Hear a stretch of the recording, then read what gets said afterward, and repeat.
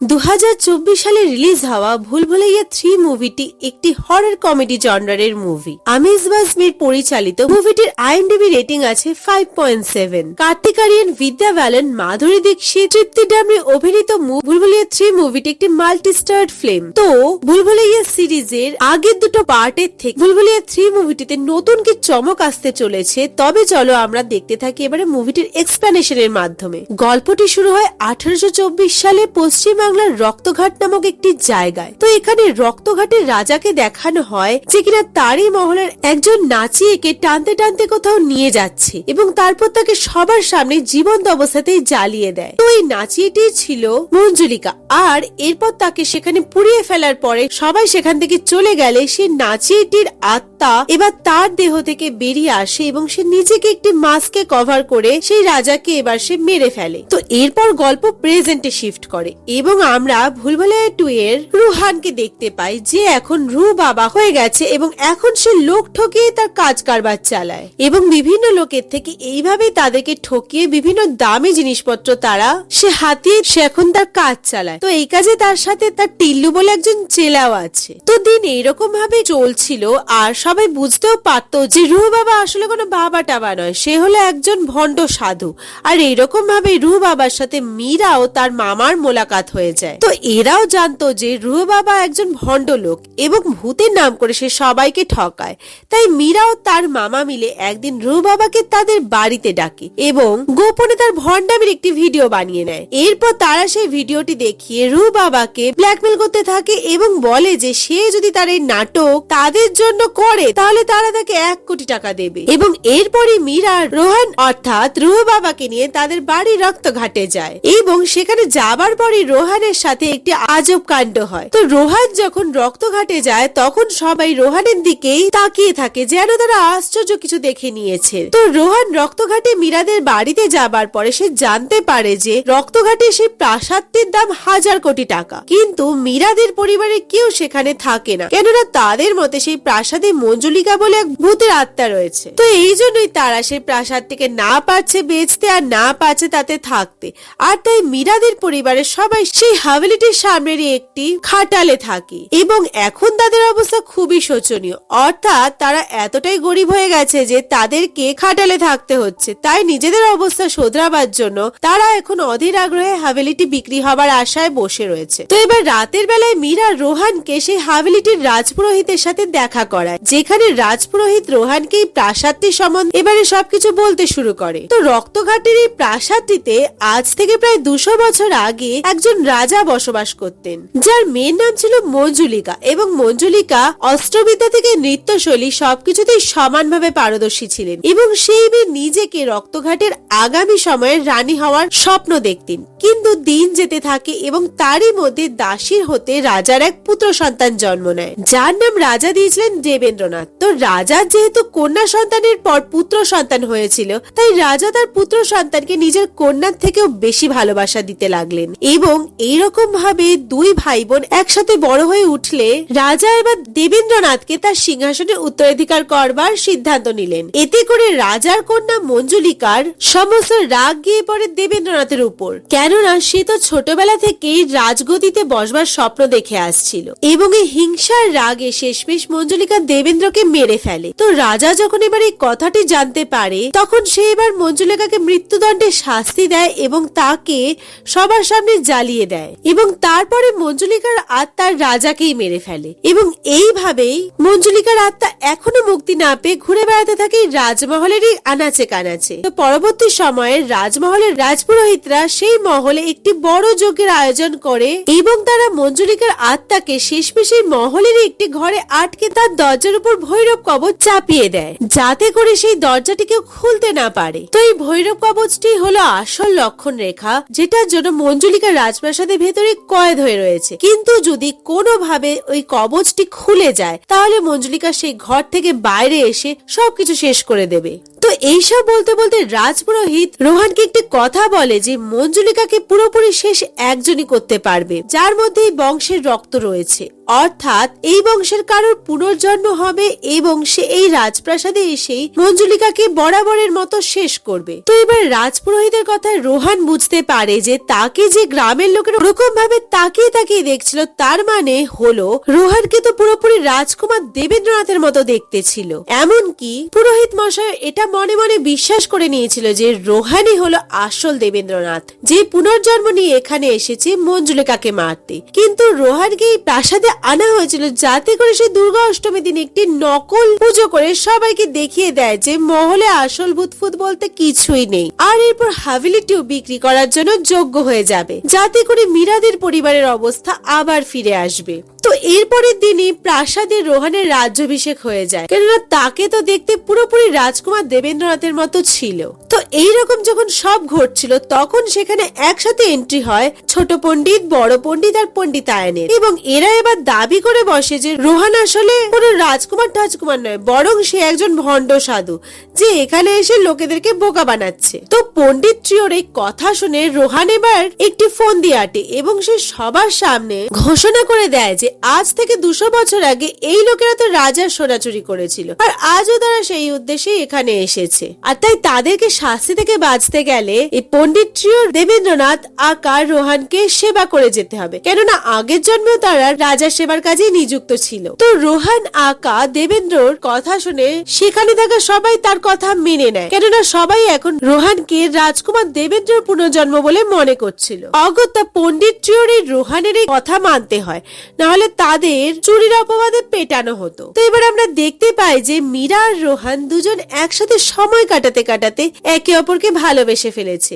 এবং এরপরেই মহলে আমরা মাল্লিকা বলে একজনকে আসতে দেখি যে নিজের পরিচয় দেয় যে সে হেরিটেজ হাউসের হয়ে রেনোভেশনের কাজ করে এবং সেই মহলের রেনোভেশন করতেই সে এখানে এসেছে। তো এই মাল্লিকা আসবার পর এবার মহলে একটার পর একটা অদ্ভুত জিনিস ঘটতে থাকে, আর রোহানে লক্ষ্য করে যে দেবেন্দ্রনাথের যে ফটোটি সেই মহলে রাখা ছিল সেটিতে আগুন লেগে যায়। আবার রাতের বেলা হঠাৎ করে রেডিও থেকে মঞ্জুলিকার আওয়াজ আসতে শোনা যায়, আর এইসব সবকিছু হচ্ছিল মল্লিকা আসবার পর থেকেই। এরপর একদিন রোহান সবচেয়ে ভয়ানক জিনিসটি লক্ষ্য করে, আর সেটি হলো মঞ্জুলিকার ঘরের দরজাটি খোলা। তো এবার শুরু হয় মঞ্জুলিকার ঘরের মধ্যে থেকে বিভিন্ন ভৌতিক সুপারন্যাচারাল ঘটনা, যেগুলি প্রাসাদের লোকেদের উপরেও এবার চড়াও হতে থাকে। কিন্তু সবার মাঝে এবার মল্লিকা আসে এবং সে আসল রহস্যটি উদ্ঘাটন করে যে এই পণ্ডিত ট্রিওই রয়েছে এই সব কিছুর মূলে, এবং এরাই এতদিন ধরে সবাইকে ভয় দেখিয়ে চলেছে। এরপর রোহানের কাছে পণ্ডিত ট্রিওর আসল পরিচয় রিভিল হয়ে যায় এবং তারা বলে যে তারা আগে হলদিঘাটিতে থাকতো, যেখানে বিশাল ঝড় আসাতে তাদের বাড়ি ঘর সবকিছু শেষ হয়ে যায়, এবং এরপর তারা চলে আসে এবার রক্তঘাটের এই প্রাসাদে। তো এখানে এসে পণ্ডিত ট্রিও এবার জানতে পারে যে এটা আসলে হলো সেই মঞ্জুলিকার প্রাসাদ, এবং তারপরে তারা মঞ্জুলিকার ঘরের দরজাটি খোলা পেয়ে তারা সেখানে তাদের ঘাঁটি গাড়ে এবং গ্রামের সাদাসিধা মানুষজনকে ভয় দেখাতে থাকে, আর সেই জন্যই কেউ এই মহলটিকে কিনতে চাইতো না। তো রোহান এরপর বুঝতে পারে যে মঞ্জুলিকার ঘরে আসলে মঞ্জুলিকা নেই এবং এগুলি আসলে পণ্ডিত ট্রিওরই কারসাজি, এবং এরপরই সে রাজাকে বলে যে সে আর দুর্গা অষ্টমী অব্দি ওয়েট করবে না, বরং কালই সে পুজো করবে। সবাইকে সে জানিয়ে দেবে যে সে পুজোর মাধ্যমে মঞ্জুলিকাকে মহল থেকে তাড়িয়ে দিয়েছে, এবং এই কাজের জন্য সে এবারে মল্লিকার কাছে সাহায্য চায় এবং তাকে মঞ্জুলিকার ঘরের দরজার পিছনে দাঁড়িয়ে তাকে মঞ্জুলিকার অভিনয় করতে বলে, যাতে মল্লিকার রাজি হয়ে যায়। এরপরের দিন যখন মল্লিকা মঞ্জুলিকার অ্যাক্টিং করে তখন তাকে দেখে সবাই সত্যিকারের ভয় পেয়ে যায়,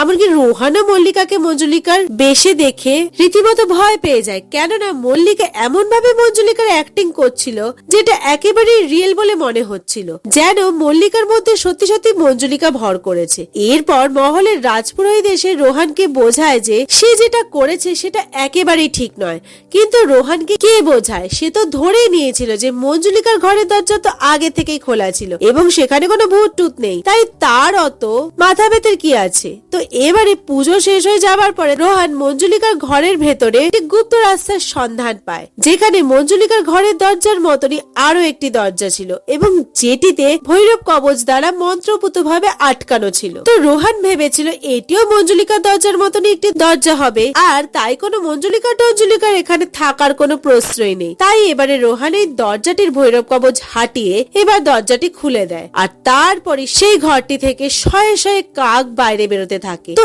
এবার মহলের রাজপুরোহিত সেখানে চলে আসে এবং সে এবার অবস্থাটি বুঝতে পারে এবং রোহানকে বলতে থাকে যে এই মহলে একটি নয় বরং দুটো মঞ্জুলিকা আছে, কেননা আসলে রাজার একটি নয় বরং দুটো মেয়ে ছিল, মঞ্জুলিকা এবং অঞ্জলিকা। এবং পুরোহিত মশাই রোহানকে আবার 200 বছরের আগের সব কথা বলতে শুরু করে এবং বলে যে রাজার দুই কন্যা মঞ্জুলিকা এবং অঞ্জলিকা দুজনেই দেখতে যেমন সুন্দরী ছিল তেমনি সব বিষয়ে সমানভাবে পারদর্শী ছিল।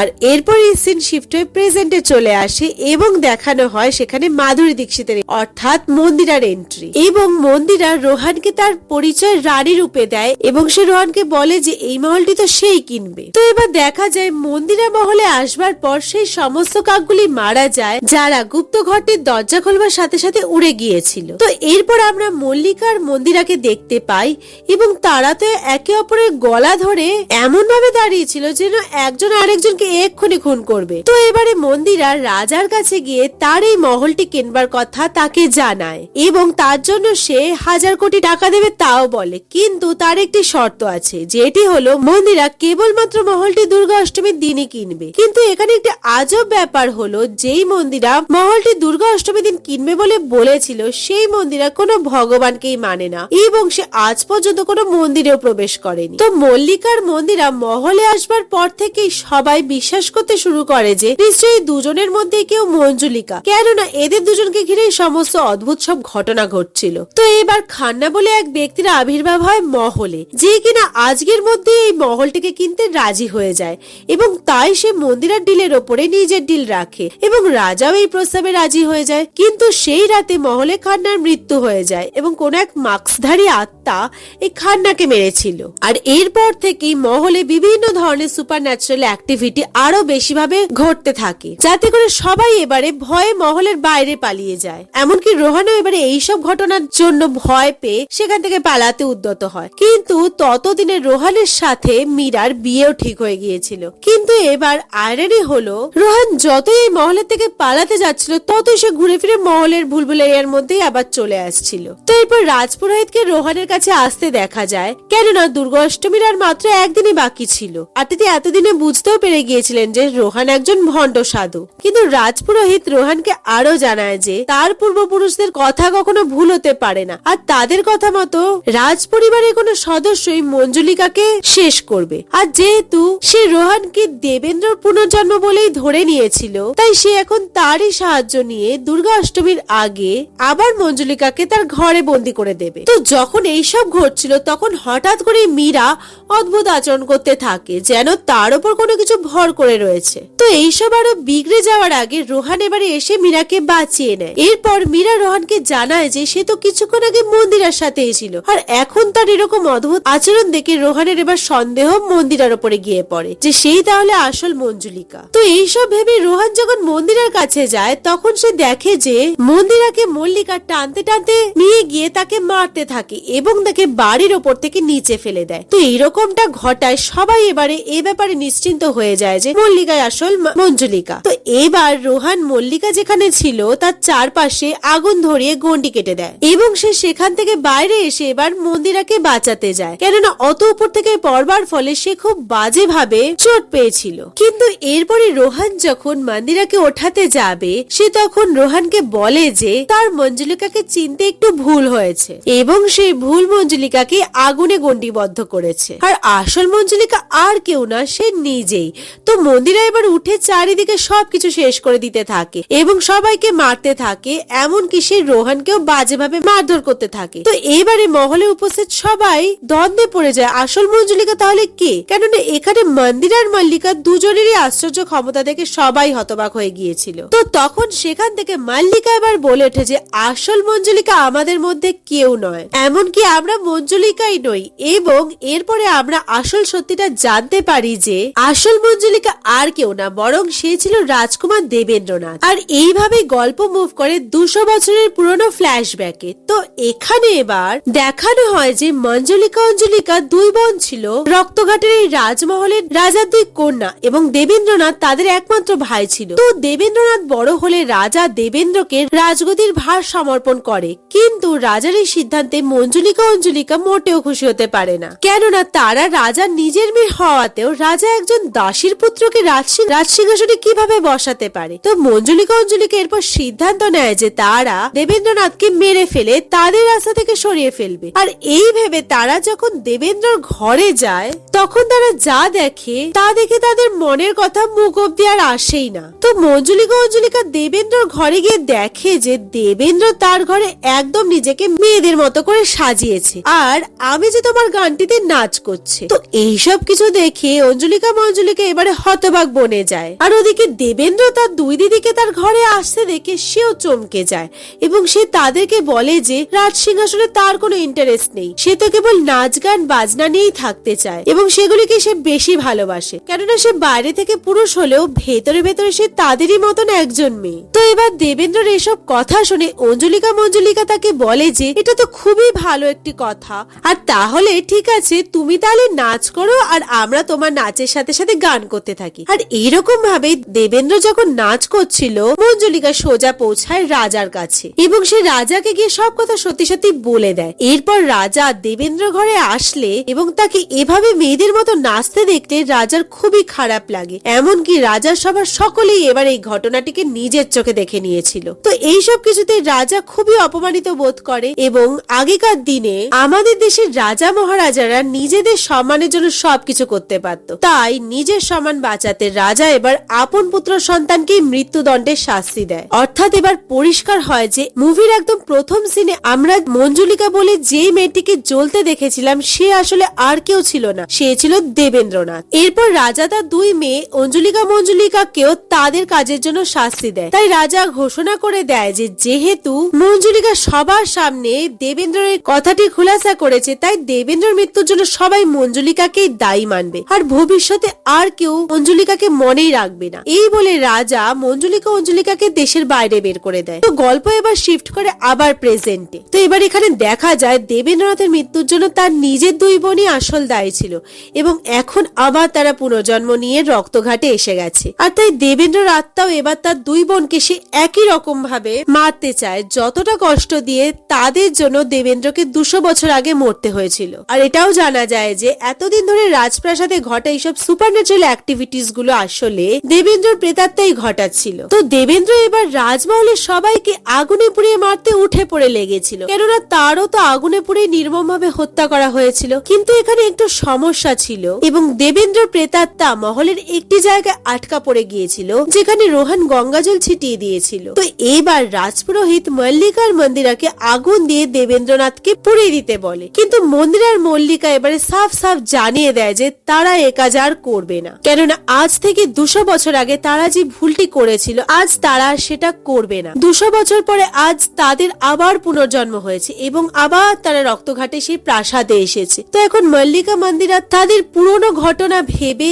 আফসোস করতে থাকে এবং এখন দেবেন্দ্রকে তারা না পুড়িয়ে এবার তারা দেবেন্দ্রকে সোজাসুজি বলে যে সে মহলের বাকি লোকেদের যেন ছেড়ে দেয়, কেননা তারা তো দেবেন্দ্রের সাথে কিছুই করেনি। আর শাস্তি যদি কারোর হতেই হয় তাহলে মন্দিরা আর মল্লিকারই সেটা হওয়া উচিত, কেননা দেবেন্দ্রের মৃত্যুর জন্য তো আসলে তারাই দায়ী ছিল। তো মল্লিকা মন্দিরের এই কথা শুনে দেবেন্দ্র এবারে মহলের সবার সাথে সাথে মল্লিকা মন্দিরাকেও ক্ষমা করে দেয়, কেননা সে তার বোনেদেরকে সত্যিই খুব ভালোবাসতো। তো এরপর আমরা আরো জানতে পারি যে এই মল্লিকার মন্দিরা কোইন্সিডেন্টালি এখানে এসে পৌঁছেছে। মল্লিকা যেখানে সত্যি সত্যি হেরিটেজ প্রপার্টি হয়ে কাজ করে এবং তাদেরই প্রপার্টির একজন লোক বিজি হয়ে যাওয়াতে সে এখানে এসেছে। মন্দিরা সেখানে এসিপি রাথোর যে কিনা রু বাবা নামক ভণ্ড সাধুকে খুঁজতে রক্তঘাটে এসেছে। আর এইভাবেই রক্তঘাটের রাজপুরোহিতদের কথাই সত্যি হয়, কেননা আসলেই রাজ পরিবারের রক্ত অর্থাৎ মল্লিকা মন্দিরার পুনর্জন্ম হয়ে তারা রক্তঘাটে এসেছিল এবং তাদের হাতে শেষমেশ দেবেন্দ্র আত্মা শান্তি পায়। আর এইভাবেই গল্পটিও এখানে শেষ হয়ে যায়। গল্পটি যদি তোমাদের ভালো লাগে তাহলে কমেন্ট করে আমাকে জানাতে পারো, আর ভিডিওটিকে তোমরা চাইলে লাইক করে প্রিয়জনদের বন্ধুদের সাথে শেয়ার করেও দিতে পারো। আর এইরকম নতুন নতুন মুভি, ওয়েব সিরিজ এইসবের লেটেস্ট ভিডিও তোমাদের পছন্দ হলে চ্যানেলটিকে সাবস্ক্রাইব করে পাশের বেল বাটনটি প্রেস করে দেওয়ার অনুরোধ রইল। তো আজকের মতো এইটুকুই। তো আবার তোমাদের সাথে দেখা হবে নতুন একটি ভিডিওর এক্সপ্লেনেশন নিয়ে। ততক্ষণের জন্য টাটা।